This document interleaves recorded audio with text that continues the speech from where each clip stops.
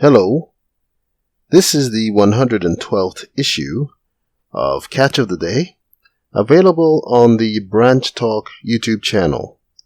Today we're going to continue with the reading of Doug Mitchell's book, When the Siege Has Ended, Ezekiel 5, The Judgment for the Living. Starting near the top, or actually at the top of page 8, Therefore let us humbly lay aside any preconceived ideas, and, with the Spirit's aid, look at what was prophesied to happen when the siege of Ezekiel 4 ends. Ezekiel 5, the judgment for the living, the purification of the church. And thou, son of man, take thee a sharp knife, take thee a barber's razor, and cause it to pass upon thine head, and upon thy beard. Then take thee balances to weigh, and divide the hairs.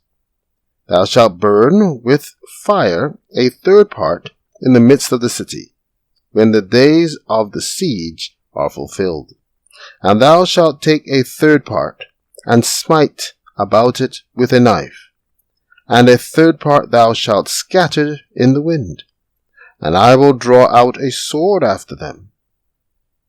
Thou shalt also take thereof a few in number, and bind them in thy skirts. Then take of them again, and cast them into the midst of the fire, and burn them in the fire, for thereof shall a fire come forth into all the house of Israel. Ezekiel 5, 1-4.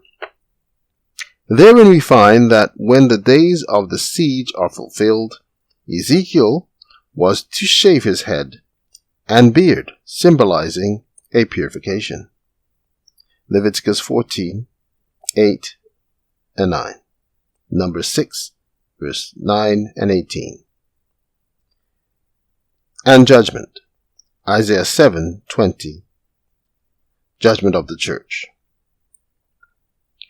The purification, the judgment revealed therein, is shown to be in 4 phases.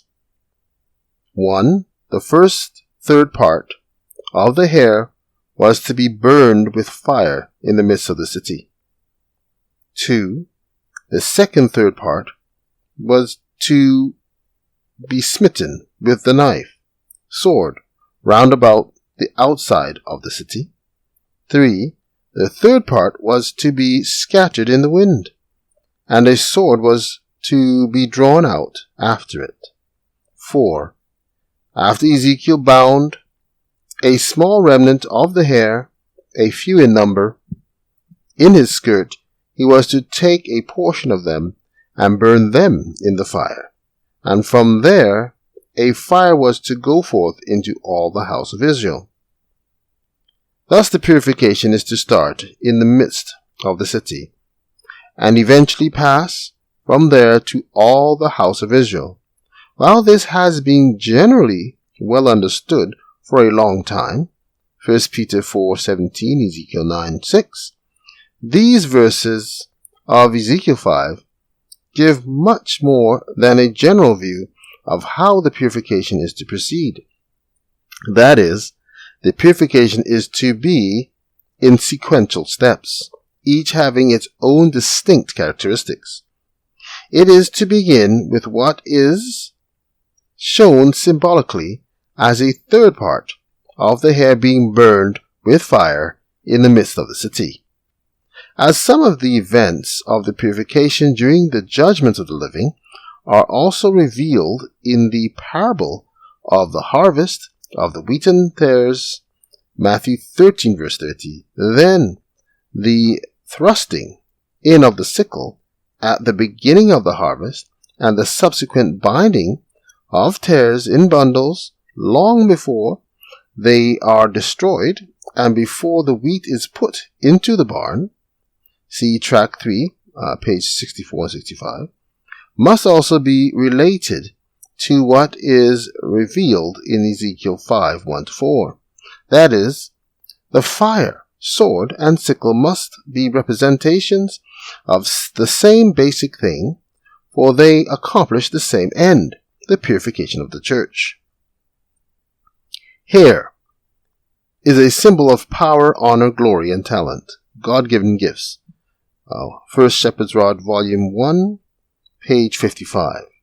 Therefore, Ezekiel shaving his head and beard would be a symbol of the taking away of those things, and the humbling of those who had formerly possessed them. Why would the Lord so humble his people after the 430-year siege ended? They had just spent 390 years eating defiled bread and 40 more years in captivity, Ezekiel 4, verse 8. They should have learned their lesson by the time the siege was over, but evidently such was not the case. Isaiah was also shown what the situation would be after the time when the churches had been living on polluted doctrines. He, though, was shown the situation from the point of view of them being drunk on private theories, rather than being polluted by eating dung-baked bread. After saying that the leaders of the people are drunk and all tables are full of vomit, Isaiah 28 verse 7 and 8, and that the Lord would again be gracious to them by sending them his word, precept upon precept, precept upon precept, line upon line, line upon line, here a little and there a little, he then relates what was to happen to them because they would not respond to his graces.